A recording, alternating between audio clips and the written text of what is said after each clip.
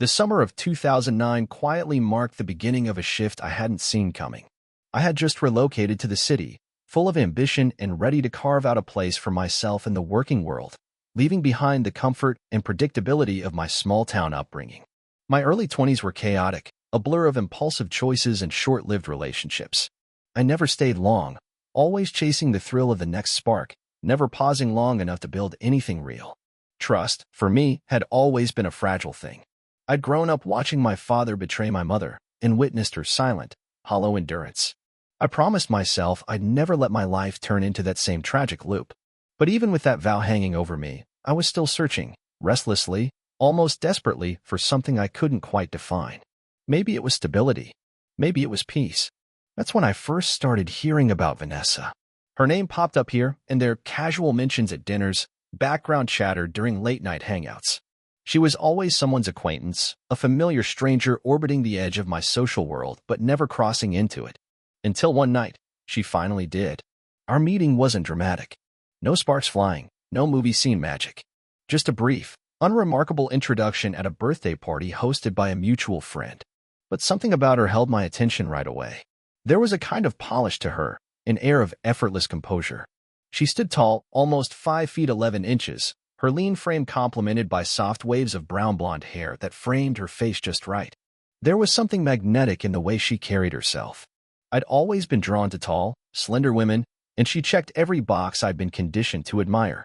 She had the kind of body that left a mark, slim waist, narrow hips, and a backside that, for better or worse, stayed on my mind. From the first look, her eyes lit up like a kid seeing a pile of presents on Christmas morning. And at 6 feet 2 inches, with a swimmer's build, I could tell she noticed me too. Our mutual friends joked about how we couldn't stop grinning when we were around each other. The connection was instant. Intense. Those first 2 years? Pure electricity. It was all heat and chemistry, endless passion. We didn't talk much, but honestly, I didn't care. It felt enough just being around her. Then came the betrayal. His name was Travis. A 6 feet 10 inches basketball player with arms like tree trunks. My phone lit up like a slot machine, screenshots, videos, tagged photos. There they were, her lips on his, her body pressed against him, in the final blow. A video of him leading her into his place. The fury that hit me was blinding. I confronted her the very next day. She didn't deny a thing. Blamed the alcohol, said she couldn't even remember if they'd gone all the way. She cried, begged, claimed it meant nothing, just a stupid, drunken mistake. Everyone I knew told me to brush it off. My friends argued I'd never find someone more stunning. You've got a unicorn, they said. For 2 weeks, I wrestled with the storm inside me. Then, against my better judgment, I forgave her, on one condition. One more slip-up, and we were done. Looking back, I should have listened to the ones who told me to leave. Funny thing is, the people urging me to stay? They were stuck in their own miserable relationships. The ones encouraging me to walk? Happily married. It took me a while to see what they already knew. Loyalty matters more than looks. Life rolled on. I became a software developer. Vanessa worked admin for a while, and before long, we tied the knot. Within the next year, we had our son, Ethan. Then came our daughter, Lily. Eventually, Vanessa transitioned into real estate. High-end listings, fancy clients, and her commissions exploded. But along with her booming career came longer hours, nights away from home, and the slow erosion of whatever closeness we still had. And deep down, no matter how much time passed, I never really moved on from Travis. His shadow lingered. The suspicion festered. So I did what I had to do. I started digging. I installed tracking software on her phone, slipped a voice recorder into her purse. And it didn't take long to confirm the truth. Audio clips of hushed voices, laughter. A man named Logan. GPS trails that led straight to his apartment when she claimed she was working late. It hit like a freight train, but I couldn't let myself believe it. I tried to rationalize, told myself it might not be as bad as it looked. They hadn't said anything overtly romantic. Maybe there was still a chance to fix things. That night, I gave it everything I had. Cooked her favorite dinner. Dressed the kids to the nines. Smothered her with affection like we were just falling in love again. She didn't resist. Seemed open. I brought up the idea of more family time. She nodded, agreed. It was the first flicker of hope I'd felt in ages. I started sending her sweet messages throughout the day. Pictures of the kids. Every time I caught her texting Logan, I responded with an "I love you." And I was thrilled when, One Wednesday, she canceled plans with him. That Friday, we had what felt like a breakthrough. Dinner, dancing, laughter, like the old days. The next morning, we took the kids to a water park. I let myself believe we were healing. But that Wednesday morning crushed it all. She texted Logan, "Can't wait to see you. I've missed you." That was the breaking point. Whatever illusion I'd held on to shattered on the spot. Emotionally, she was already gone. Logan wasn't just a random guy. I'd seen him before, some bland coworker I barely noticed. But now, I knew exactly who he was and what he'd taken from me. Still, I didn't lose my cool. I played the long game. I wasn't just going to walk away quietly. I was going to show the world who Vanessa really was. I planned to fight for custody, protect my kids, and make sure my exit left no doubts behind. A week later, Lily had a school concert. I made a small adjustment, changed the reminder in Vanessa's phone to the wrong date. When the concert began, I checked her location. And there it was, she was with Logan. I muted her phone remotely and sent a simple text. "Where are you?" Near the end of the performance, she called, her voice tight with panic. "Did Lily play yet?" I answered calmly, "Where are you?" She fumbled for a response. But I already knew. "Just tell me," she asked, voice tense. "Did she play yet?" "You missed it," I lied smoothly. "We'll see you at home." On the drive back, Lily sat quietly, clearly upset. I tried to comfort her. "Sometimes grown-ups get caught up with work," I offered gently. She nodded, but I could see the disappointment in both kids' eyes. When Vanessa walked through the door, she suddenly became the world's most attentive mom, going overboard to make things right with Lily. But it was too late. The sadness in our daughter's face told the whole story. That night, as Vanessa tucked her in, Lily whispered, "You can't miss the next one, Mommy." I watched from the hallway, wondering, was that guilt on Vanessa's face? Or just fear of being exposed? Soon after, I learned she and Logan often met at a low-key restaurant famous for its Scotch eggs. That gave me an idea. One evening, I casually brought it up with my father-in-law, playing it off as a nostalgic suggestion. He was intrigued. I made a reservation for Wednesday. That night, I picked up Vanessa's parents and took the scenic route to stall our arrival. When we finally walked in, there they were, Vanessa and Logan, tucked in the back, deep in conversation, completely unaware. "Booth or table?" I said loud enough to carry. Vanessa's head jerked up like she'd been zapped. Logan nearly disappeared into his seat. She plastered on a smile. "Mom, Dad, what a surprise. What brings you here?" Her dad forced a tight grin. "Heard they've got great Scotch eggs." "They're amazing," Vanessa said, overly chipper. "Join us." My colleague and I were just grabbing a bite before a showing. She motioned to Logan, who gave a weak wave, clearly rattled. The energy changed instantly. Her parents' smiles flattened. "We wouldn't want to interrupt your meeting," her mother said, voice cool. Vanessa insisted, "No, really, we were finishing up." The air at that table was thick. Her dad glared at Logan while I played the calm observer. "So," I said, "how long have you two worked together?" I turned to Logan. "You're single, right?" "Vanessa's sister is, too. You two should meet. Could be family someday." Vanessa's grin faltered. Logan cleared his throat. "No thanks. I've got a girlfriend." "Oh yeah? Anyone we know?" He smirked, cocky. "She's in a tough relationship. Trying to get out." His smugness vanished when the table went silent. Her dad barely touched his food. Her mom, stone-faced, paid for everyone. It didn't feel generous. It felt calculated. I pushed my plate away. Vanessa noticed. "Not hungry." I locked eyes with her. Lost my appetite. Then I stood. "Sorry to intrude on your business lunch. I'm sure you both have houses to sell, or lies to tell." I turned and walked out. Vanessa followed. Outside, I didn't break stride. "Nice seeing you at lunch," I said coldly. "We'll talk later. Your parents are right behind me." Sure enough, they came out seconds later. Neither looked at Logan. Vanessa caught my eye, then quickly looked away. "This is probably for the best," she muttered. Her parents gave her a robotic hug, then got into the car. On the way home, silence filled every inch of space.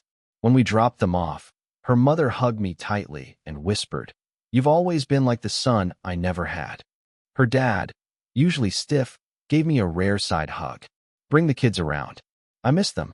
They looked older somehow as they walked away. Worn out, tired of being lied to. But this wasn't new for them. They'd gone through it all before with Vanessa's sister, Sabrina. 2 marriages ruined by infidelity. Lies stacked on more lies. She'd even blamed her second husband until they saw a video of her kissing a married man, ironically, in a restaurant, just like Vanessa now. That fallout ended friendships. Her parents cut Sabrina off completely. She once tried showing up at church. Her father stood mid-sermon, apologized to the congregation for her presence, and walked out. No eye contact. The stares did the rest. That night, Vanessa came home glowing. She bragged about closing a deal over dinner with her colleague. It's inappropriate for a married woman to have private dinners with another man, I told her. No more of it. No lunches. No meetings outside the office. She gave a breezy smile. If it really bothers you, I'll stop. But don't worry, we landed a great deal. I wasn't buying it. I'll be in the guest room until you apologize. To me and to your parents. She went pale for a moment, but brushed it off like I was overreacting. Fine by me. The space gave me clarity and time. That's when I put my next plan into motion.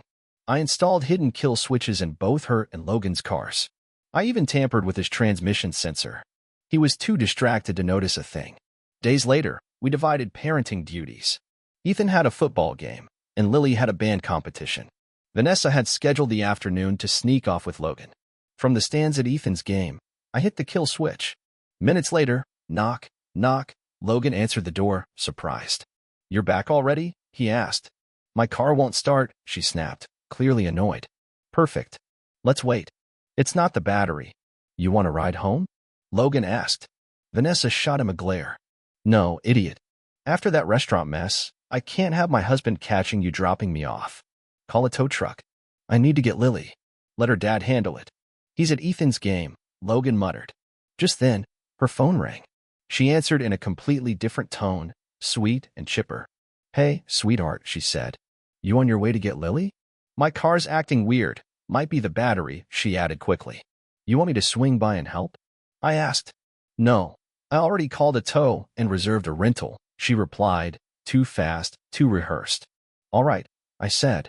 "Let me know if you need anything." As soon as the call ended, she turned to Logan. "Take me to Avis. Budget's closer," he pointed out. "I'm not renting from somewhere near your apartment," she snapped. "Use your head." Even with all her scrambling, she was still late. Thankfully, Lily had called me, nearly in tears. I arranged for someone to cover Ethan's game and rushed over to get her to her competition, barely in time. Back home, Vanessa was freshly showered, trying to act like nothing happened. "Lily, I'm so sorry. My car broke down. By the time I got the rental, Daddy had already picked you up." "It's okay, Mom. But you've missed 2 performances now. Hope work's worth it." Vanessa turned to me. "It's not my fault my car broke down." I raised a brow. "I called your office. You left hours ago. What happened?" She froze for a second, then said, "I had things to do." "What things?" "Just work." "Well, I hope it was more important than your daughter's big day." I walked off to the guest room. The truth was obvious. Vanessa didn't care about missing the kids' milestones. She only cared about hiding her affair. The mechanic later found nothing wrong with her car, which made it all the funnier when Lily jabbed. "Mom, remember you promised to take us to the mall Saturday? Maybe let us know if your car plans on breaking again." From the next room, Ethan burst out laughing. The kids were catching on. Vanessa cornered me. "Can you talk to them? They're being disrespectful." I smirked. "Maybe after you apologize." To me. And to them. Then I shut the guest room door in her face. Saturday came. I took Lily and her friends to the mall while Vanessa pretended she had work to do. No visit to Logan. No hotel. Her car just sat in front of a house for sale, hiding in plain sight. When we got home, Lily beamed. "Thanks, Dad. I had a great time." She didn't even look at Vanessa. That silence said everything. Vanessa looked like she wanted to argue, but I just chuckled, grabbed a drink, and locked myself in my office. Ethan's birthday was coming up. I booked bowling lanes on a night with no league games. When I told Vanessa the date, her shoulders tensed. I guess Wednesdays weren't as free as she claimed. "I'll take the kids and their friends," I said. "All you need to do is grab the cake and candles." The week leading up to Ethan's birthday, I had to sabotage Logan's car 3 times to keep him and Vanessa from meeting up. They finally rescheduled for a Tuesday lunch. I shut his car down again. Mechanics found nothing wrong. It worked perfectly by nightfall. That only made them more determined to meet Wednesday. Sure enough, that morning Vanessa texted, "Can't wait to see you later." GPS confirmed she was heading to Logan's place, plenty of time for their little get-together before she picked up the cake. I had a surprise ready. I rented a car with a spacious trunk and headed out. Once I saw her phone location confirmed at Logan's, I moved fast. I carried a cage wrapped in black cloth to his door and quietly placed it by the entrance. Then, I gripped a door ram and took a few practice swings before driving it into the lock. As the door cracked open, I zapped the cage with a taser. An enraged skunk shot through the gap like a rocket. I slammed the door shut behind it and ran back to my car, then tapped into Vanessa's phone mic. Chaos. Screams filled the audio feed. Logan yelled, "Call the cops. There's something in here." I remotely locked Vanessa's phone, knowing she'd fumble with the passcode in her panic. Logan must have grabbed it, because I soon heard him yelling into it. "There's a wild animal in my apartment. Send help." 15 minutes later, cops arrived and cautiously entered, only to be greeted by a spraying skunk and immediate regret. Their gags echoed through the mic as they stumbled out, coughing and furious. Animal control didn't get there for hours. By then, the place was a biohazard, and the two officers who had gone inside were just as miserable as the adulterous couple. A second wave of responders pulled up, took one whiff, and retreated to their cars. One officer, face twisted in disgust, finally asked, "Who lives here?" Logan groaned. "I do." He turned to Vanessa. "And you?" "I was just visiting," she muttered. "ID," the cop demanded. "Is that necessary?" She snapped. "Lady," the officer growled, "I got sprayed in the face. Don't push me."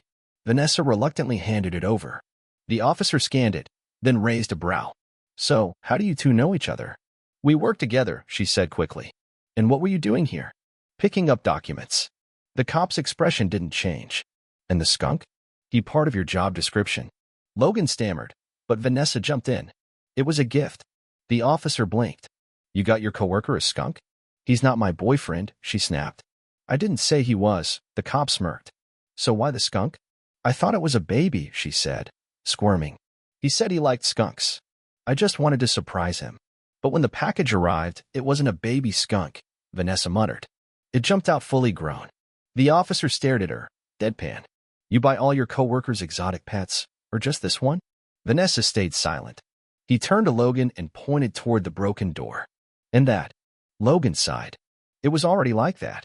The cop didn't buy it, but clearly had no patience left. "I know you're lying, but I'm not sticking both of you in my cruiser smelling like this. Fix the door." With that, they slammed the door behind them. Logan spun on Vanessa. "What the hell just happened?" She crossed her arms. "We couldn't exactly tell them someone broke in and dumped a skunk in your apartment." "Why not?" "Because they'd call my husband.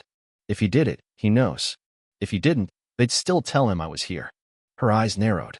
"Now be honest. How many other women have you been seeing?" Logan stiffened. "No one." "When's the last time you slept with someone else?" He hesitated. "Maybe a month ago." Vanessa's voice dropped into a cold, flat tone. "So yes, you have." He exhaled. "There was another. Like 6 months ago." "Was she married?" He shrugged. "Maybe." Vanessa laughed bitterly. "So one of their husbands might be coming for revenge." She paused. "If it's mine, I'll find out." Her phone rang. "Hey, Vanessa." I greeted, cheerful. "You grabbed the cake yet?" Just leaving work now," she lied smoothly. "Don't let Ethan down," I said, then ended the call, still listening through the mic. "Damn," she muttered. "It's Ethan's birthday. I have to get the cake." I heard her rushing shower, change, keys, purse.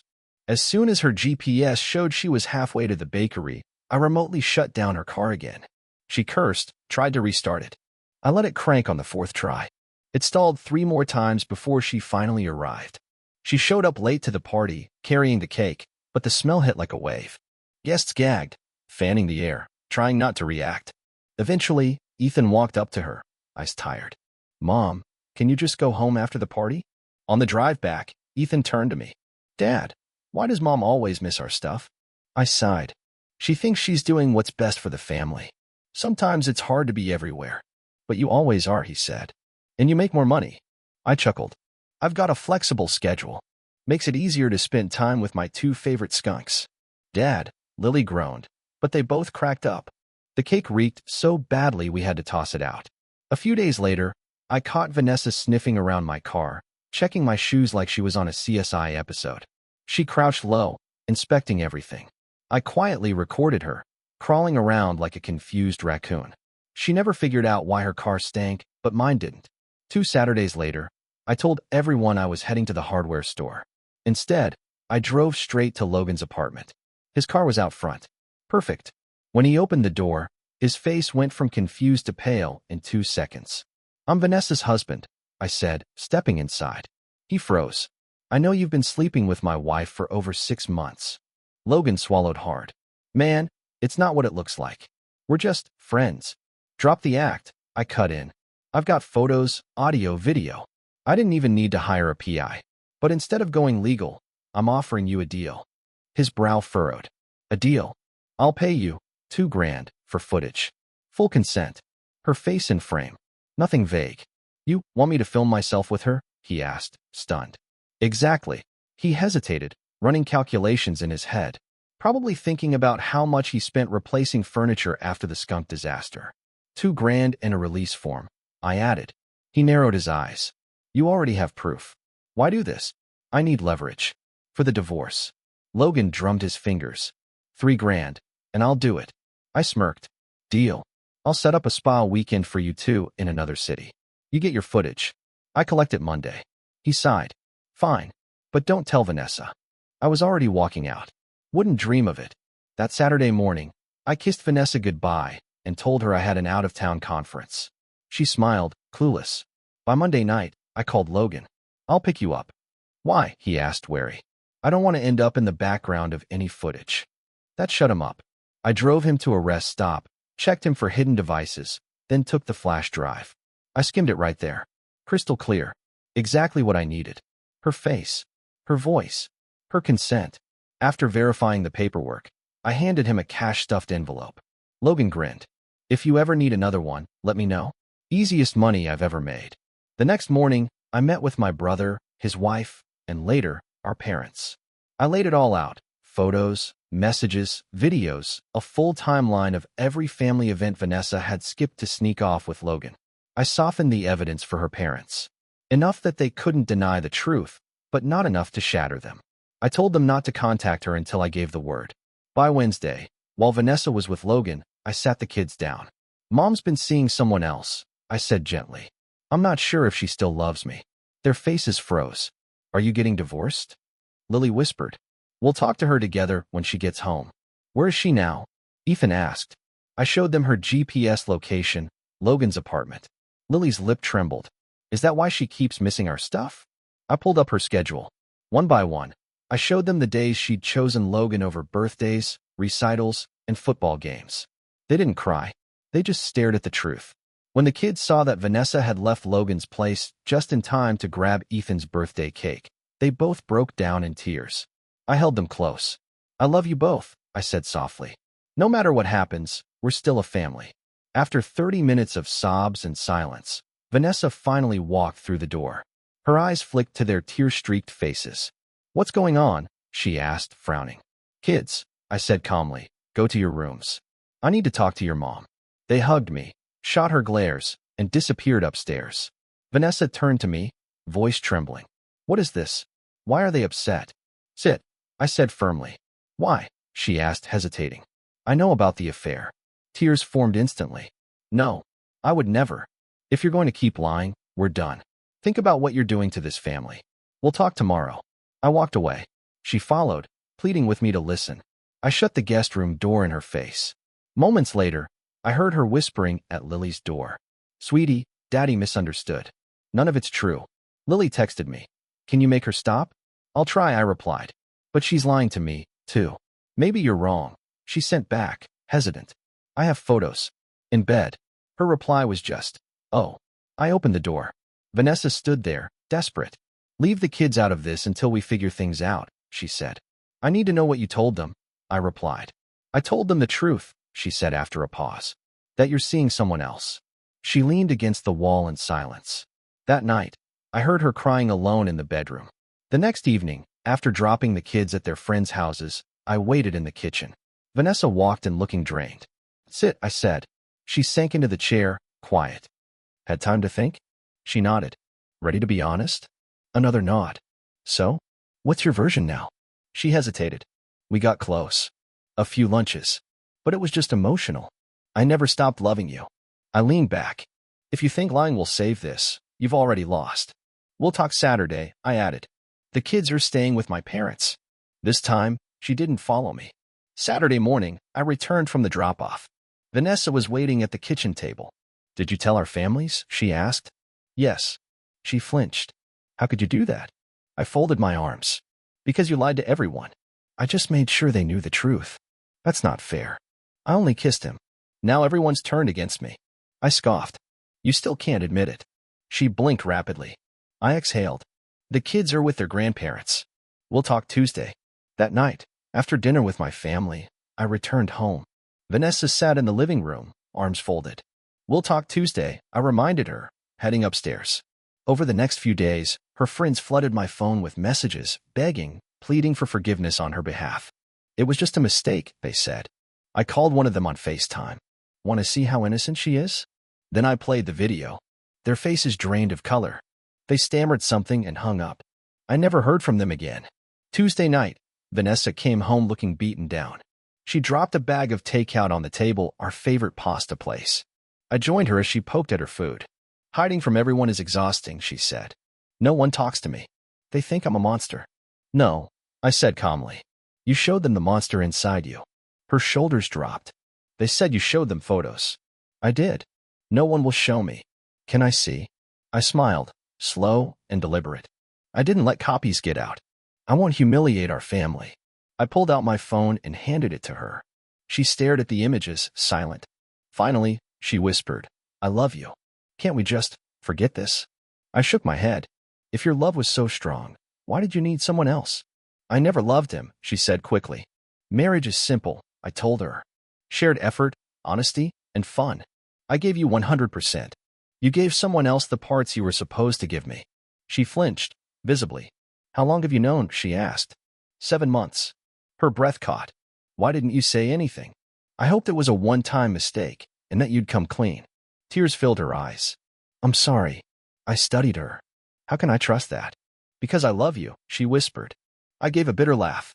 The same love you had when you denied everything? Silence. Then she asked, is there anything I can do to fix this? I stood, returned with an envelope, and dropped it in front of her. A post-nup, I said. Sign it, and I'll consider starting therapy. Maybe. She opened it, I scanning. I'm not signing this, she said. Then we're done, I replied. You just want back in for financial reasons. She stared at me, speechless. What happens if I do sign? If we divorce, you get 70%. But if you cheat again, I get 85% in full custody. No negotiations. She swallowed hard. You have until Saturday. As I stood to leave, she called after me. Aren't you going to eat? I ordered your favorite. I paused. After everything, should I expect the arsenic sauce to be fresh? She broke down crying. After a long while, she signed the post-nup, maybe hoping to buy back a shred of my trust. The next day, I visited her office while she was out. I requested a meeting with the office manager, a stern woman whose husband owned the company. The looks I got from the staff said it all. Vanessa had clearly been spinning her version of things. How can I help you? The manager asked, eyeing me like a threat. I think there's a misunderstanding, I said. I'm not the villain in this story, but it is personal and tied to someone here. She crossed her arms. If that's all, I'll have to ask you to leave or I'll call the police. It is about this office, I said calmly. My wife is sleeping with one of her coworkers. Her expression changed immediately, eyes narrowing, jaw tightening. Do you have proof? The manager asked. Without a word, I slid a photo across her desk, Vanessa and Logan, unmistakable. I also have recordings, I said. Them skipping work to hook up instead of showing houses. Her expression hardened. That's a serious accusation. I pulled out my phone and played 2 clips. Her skepticism vanished, replaced by cold fury. So, I asked, watching her reaction. My wife's fired, I assume? Yes, she snapped, along with her partner. Then, after a pause, she added, but I can't fire him. Why not? I frowned. You had permission to record your wife, not him. I'm not risking a lawsuit. I caught the hint of relief in her voice. Thanks for the info. As I turned to leave, I held up the photo. Mind if I leave this? No, she said firmly. I won't let that circulate and damage my family. That evening, Vanessa came home in tears, jobless, no reference, no sympathy. She opened her mouth to speak, but I cut her off. Saturday, I said coldly, and locked myself in the guest room. When I came down, she was already waiting at the kitchen table, hands clasped tight. Her voice was steady, but her eyes burned with defiance. "You should have fired me the moment you found out," she said. "You should have quit to avoid your lover," I replied. "You didn't. So I handled it." "Right," she sneered. "Because we don't discuss things anymore, even the ones that affect our marriage and kids." I ignored her tone. "Did you sign the post-nup?" She slid the envelope over. I checked, snapped a photo, then locked it in the safe. "Here's how this works," I said. "If you behave, we try counseling. I'll tell the family we're working on things." But deep down, I knew it was already over. I didn't even bother booking therapy. At first, Vanessa tried playing the perfect wife, but it didn't last. I caught her installing a hidden camera in my office. I pretended not to notice and started working from my car instead. One morning, I walked into the kitchen. She was sitting there, wearing a smug little smile. "Morning," she said, like we were still playing house. "Where are the kids?" "At my parents'," she replied, casual as ever. Then, leaning back, she added, "We haven't had sex in a month. Thought I'd change your mind." I scoffed. 8 months, actually." She blinked. 8? No way. Hard to keep track when you're constantly cheating. I've kept count. A slow, knowing smile spread across her face. "Well," she murmured, leaning closer, "we could fix that." I waved her off. "It's not happening. I haven't forgotten what you did." Her expression shifted. "Fine," she snapped. "I did everything you asked, but you and the kids still treat me like garbage. That ends now." I studied her. "Is that how you want to handle this?" "Yes," she said flatly. "I'm done being blackmailed with your little videos." I deleted every copy. Cloud, flash drives, all of it. My stomach dropped. "You've been spying on me?" She smirked. "You're predictable." I clenched my jaw. "And now what? What exactly do you think happens next?" "I start living again," she said defiantly. "I got a new job. I'll be taking the kids to my place for dinners. When you're ready to treat me with respect, we'll talk." She grabbed her bag and headed for the door. Just then, her sister Sabrina stepped out from the dining room. They left together.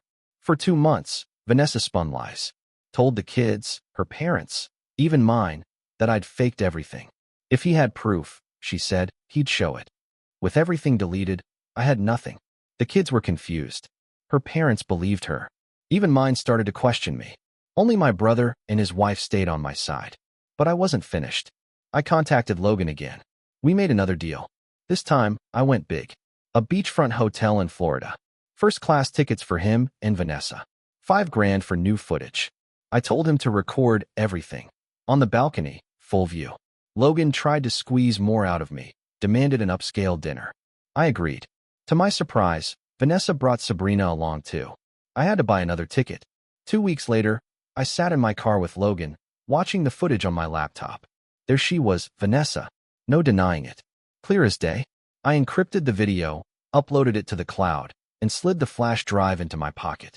As we drove back, Logan finally asked, "Where's my money?" I turned to him. "I've got a few questions first." He sighed. "Fine. Did you approach her? Or did she come to you?" He shrugged. "Not really. It just happened. Working together. Who brought up sex first?" "She did." I turned down a quiet road, letting the hum of the tires fill the silence. "How many women have you seduced in this town?" He smirked. 7. "Names?" He shook his head. "Can't say. But for another $2,000, I might." "Deal." He rattled off names. Office staff, married gym goers, even the office manager. Casually, I reached into my pocket and turned off the recorder. "Want to see something crazier?" I asked. Before he could answer, I floored the gas. The car surged to 70. His grin vanished. "Hey man, what are you doing?" My voice stayed calm. "Sorry, that wasn't the crazy part. This is..." I swerved off-road, straight into the trees, slamming the brakes at the last second. We hit a trunk at 40 miles per hour. The airbags exploded. I woke up first. Logan wasn't moving. I called the police and reported the crash. They ruled it an accident. They took my laptop and flash drive as routine evidence, but there was nothing suspicious on them.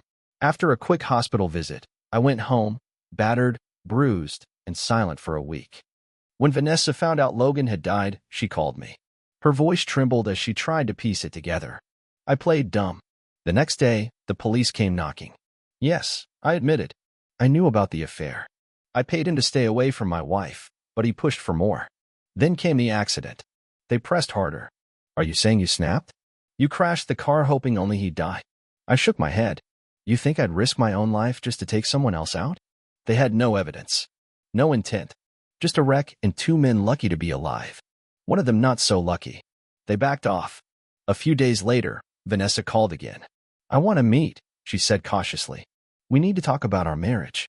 But after Logan's death, I want neutral ground. Sabrina will come too, she added. I don't feel safe alone with you.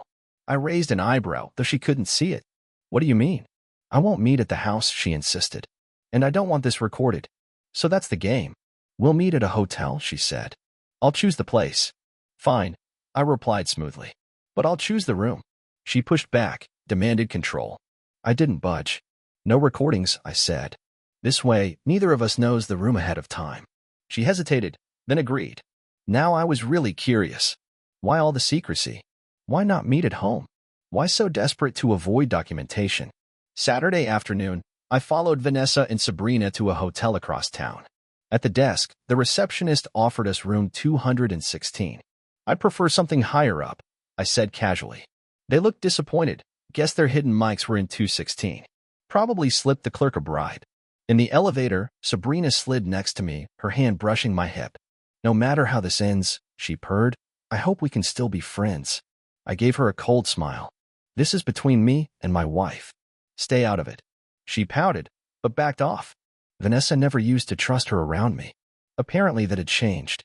The room was standard, bed, drawers, desk. Vanessa crossed her arms. Now what? I smiled slowly. Take off your clothes. All of them. She blinked. What? I don't trust you. You don't trust me. If you want to talk, strip. Full honesty. She looked to Sabrina for backup. She's my sister. I shrugged. Come on, she's not exactly a mystery to this town. Sabrina stuck out her tongue, showing off a piercing. Vanessa sighed and gave in far too easily. So that was one of her goals. But I came prepared. While they undressed, I turned away and slipped a pin from my pocket, identical to the hotel's, but with a hidden camera. I'd spent the day collecting pins from every hotel in town.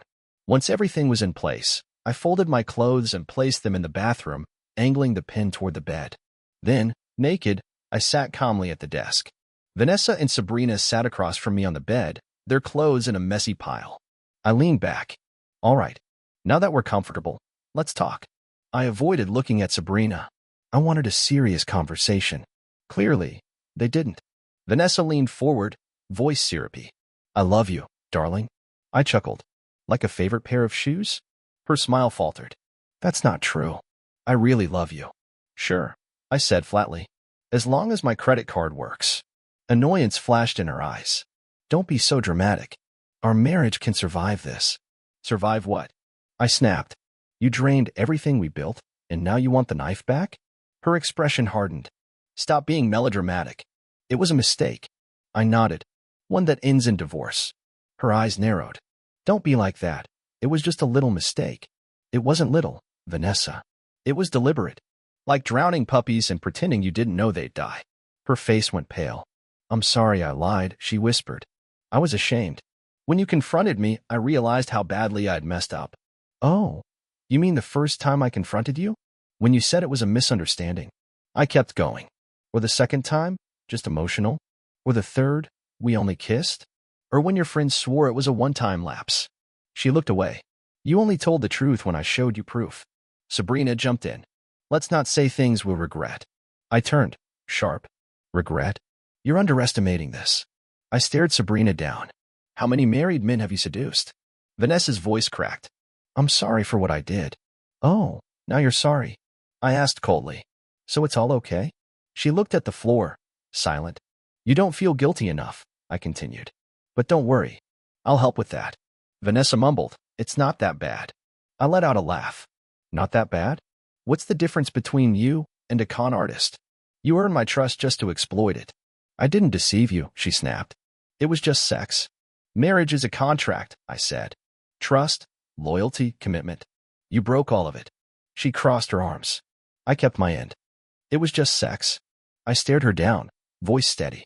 You handed your body to another man while pretending I was still your partner. That's not just anything. Sabrina stayed silent. Vanessa's hands trembled now, her armor cracking. Good. I wasn't finished yet. Right, I said, voice dripping with sarcasm. Just like forgetting to buy orange juice, huh? That's why you hid it. Her tone snapped into defensiveness, forcing me to sign that post-nup was unfair. Unfair. I let out a bitter laugh. If I get a speeding ticket, I pay. If I skip taxes, they seize my assets. But cheaters? They get off scot-free. I leaned in, voice low and steady. If life were actually fair, cheaters would lose 75% of everything in divorce and every right to raise their kids. Vanessa flinched but said nothing. Marriage, I continued, is about building a family, loyalty, consistency. Otherwise, what's the point? She opened her mouth, then closed it. No answer. Do you know how many affairs that start in cheating actually last? I asked. Less than 5%. Was that the plan? Dump me. Marry him. I paused, then added the dagger. We'll never know. He's dead. Her eyes turned to steel. Screw you. Oh, right. You deleted all my evidence, so now you think I've got no leverage, I said. Our parents, the kids, no one knows who to believe. Was it worth it? She asked coldly. Destroying your marriage just to be right? I pointed directly at her. I didn't destroy this marriage. You did. I'm just calling the time of death. She blinked, stunned, as if she still believed this was somehow my fault for catching her. Then came the deflection. Maybe I wouldn't have cheated, she said, if you'd paid more attention to me. I stared, calm and cold. Why should I? You never paid attention to me. Silence. Tension thickened in the room. Then Vanessa whispered, Did you eliminate him? I smiled, just enough, and looked straight at the hidden camera. It was an accident. Her eyes widened. How could you do that? She wanted guilt. She wanted a slip. I gave her nothing. Tears welled up. He was a good man. I let my anger show. A good man? You mean the kind that hunts married women for fun? She sobbed. But you still love me. I know you do. Correction, I said firmly. I loved you. She looked up. True love is rare, I continued. And you had it. For a while. In return, I gave you loyalty, effort, stability. You gave me betrayal. Vanessa wept openly now, but I didn't stop. There'll be men who want you. But no one, not one of them, will ever love you the way I did. Not after what you did to me. To this family. I stood. She cried harder. But I could already see her recalculating. Her posture shifted. Eyes cleared. The waterworks stopped. Plan A failed. Time for Plan B. I need a drink, she said coldly. Anyone else? She grabbed her clothes, stepped into the bathroom, and slammed the door.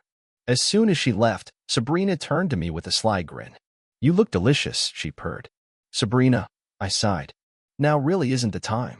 She ignored me, slipped off the bed, and stood between my legs. Sabrina. My tone sharpened. Your sister will be back soon. She leaned closer. What she doesn't know won't hurt her. I was trying to shut it down when she suddenly hugged me, then shoved me backward onto the bed, and screamed. Please stop, she shrieked. The door burst open. Vanessa rushed in, phone raised, camera recording. What are you doing to my sister? He attacked me. Sabrina sobbed. He forced me. Vanessa shoved me, grinning. She stopped the recording, tapped the screen a few times, probably uploading the clip. Now you're in trouble, she sneered. I've got proof. Good thing I came back, she added mockingly. Saved her just in time. They both laughed as I slumped into the chair, pretending to fold. Vanessa wagged a finger in my face. Here's how this works now. 1. The post-nup's gone. Mention it again, and I'll have you jailed. You only get this chance for the kids. She leaned in close, her voice a knife. 2. I want 90% of everything. You'll pay my legal fees.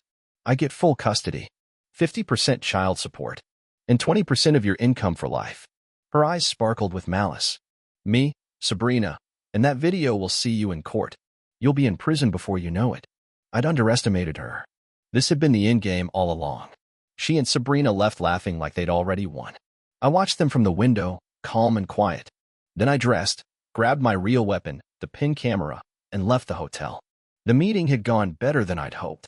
The next day, Vanessa was served divorce papers. The post-nup would be enforced, every clause activated.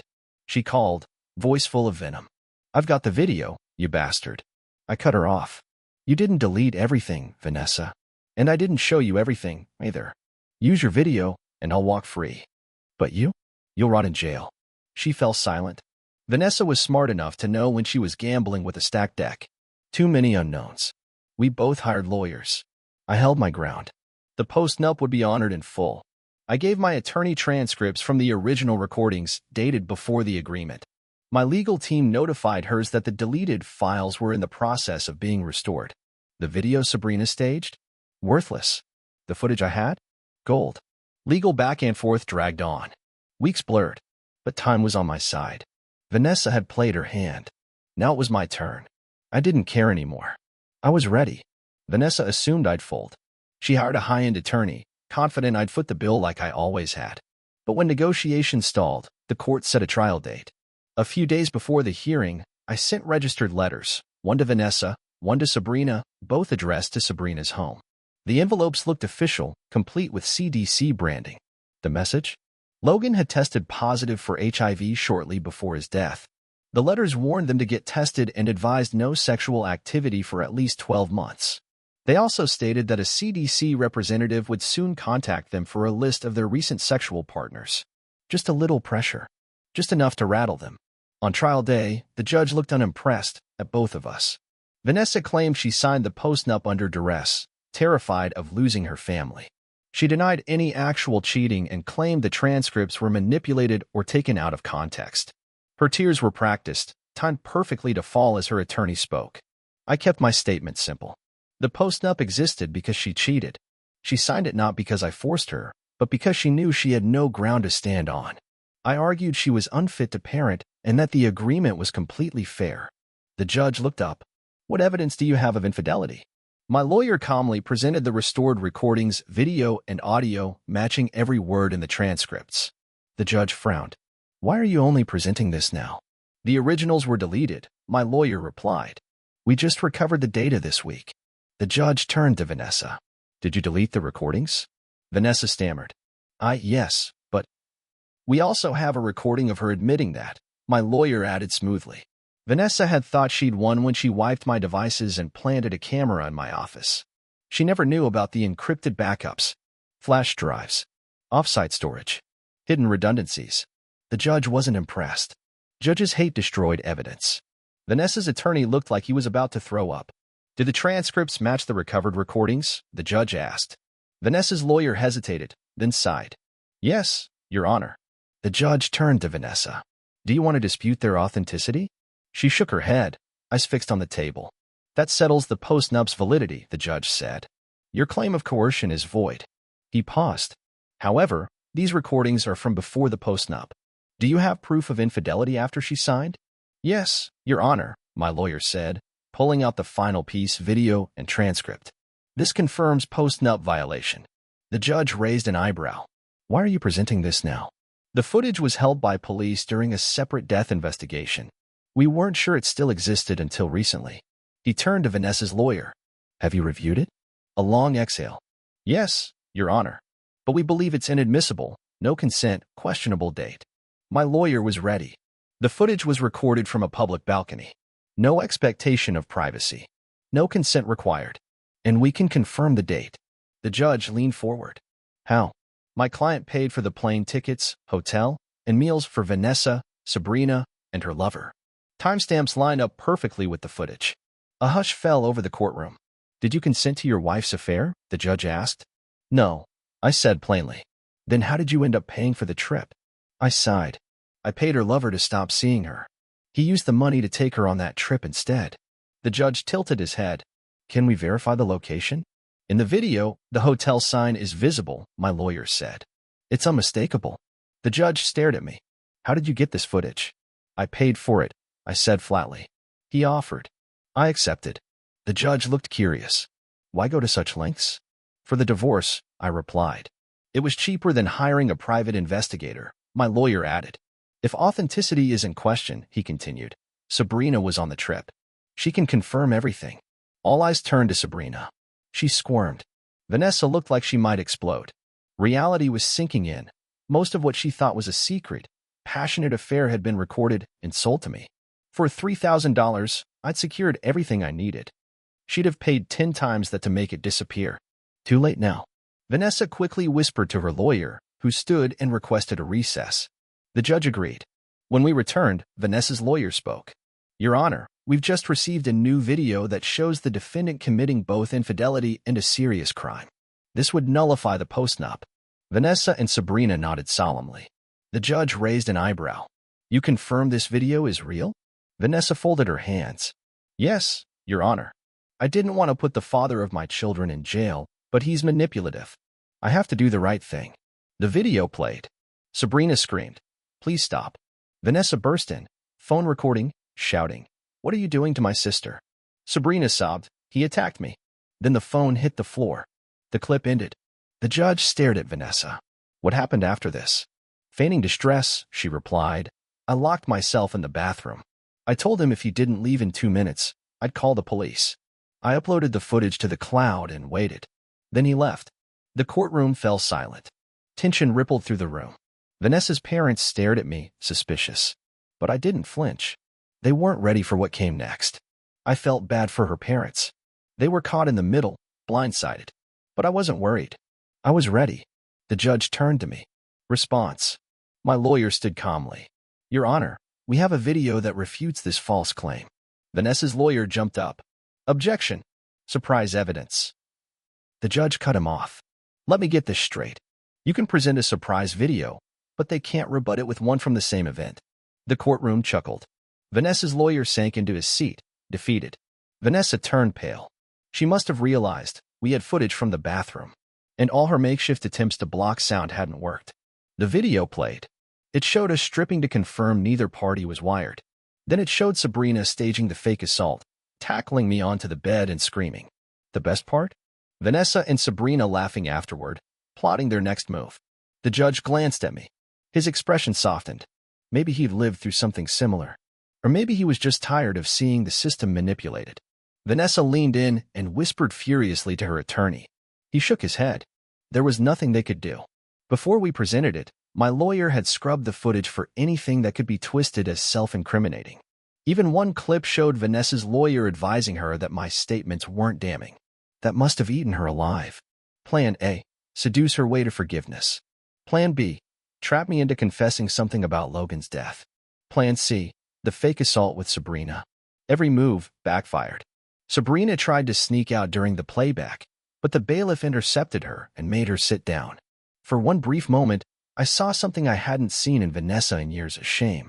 Her parents sighed loudly behind her, then stood and left the courtroom. No words. Just heartbreak. Vanessa knew she'd lost them forever. The judge didn't wait. The postnuptial agreement will be enforced in full. But we weren't done. My client, my lawyer began, has evidence that Mrs. Vanessa's last name opened a hidden bank account. It contains more money than all of her disclosed assets combined. A wave of gasps rippled through the room. Vanessa's face turned white. She claimed she was paid monthly, my lawyer continued, but she was actually paid bi-weekly and deposited every other check, plus bonuses, into this account for years. The judge's expression darkened, and she took out a second mortgage on their home, transferring the equity into that account. Vanessa gawked at her lawyer in horror. She hadn't seen this coming. What she didn't know. I'd been monitoring her phone since the day I suspected her cheating. I saw every transfer. My lawyer handed over bank statements, including the most recent deposit, mortgage funds. It looked like Vanessa had been preparing to flee. That final transfer? I made it. Using her login. The law is clear about hidden assets during divorce proceedings. The judge awarded me 100% of the funds. He also ruled Vanessa would cover all legal and court fees. Because she drained the house's equity, she got nothing from the property. But it wasn't over. He turned to Vanessa and Sabrina. For perjury, he said coldly, I sentence you both to 90 days in jail. Vanessa burst into tears. The judge didn't blink. In the final ruling, I was granted 95% of all marital property, full custody of the children, the house, 2 of our 3 cars, and alimony payments from Vanessa for several years. Her 5% share? It didn't even cover half her legal fees. What she never figured out. I'd sold most of her expensive jewelry right after discovering her affair. Since we weren't going anywhere fancy, she hadn't noticed. When she accused me in court, I shrugged and said she must have sold them herself. Between the jewelry and the car crash settlement, I bought my dream car. That settlement had been my fallback, money set aside if I hadn't made it out of the crash. funeral funds, if needed. After everything, Vanessa tried staying involved with the kids, but her reputation made it impossible to land decent jobs. She ended up working at a bar, commuting an hour each way. The kids never forgave her. They were ashamed to be seen with her. Sabrina's life took the same nosedive. As for the other women Logan seduced, I sent his final text to 6 of their husbands. Let's just say I wasn't the only one dealing with a ruined marriage. Every now and then, Vanessa leaves me voicemails. Sometimes she's drunk and furious, wishing I were dead, blaming me for her wrecked life. Other times, she's crying, sobbing, begging, calling me the love of her life, asking for forgiveness. I save every message, every photo, every video. If she ever tries to worm her way back into the kids' lives, I'll be ready. Because Vanessa never truly loved me. Not the way I loved her. She never understood what love really meant. For her, life was about what she could take, never what she could give. And no, you didn't think this ended with Vanessa quietly accepting her fate, did you? I've got restraining orders against her and Sabrina. But if they ever try anything again, I'll be ready.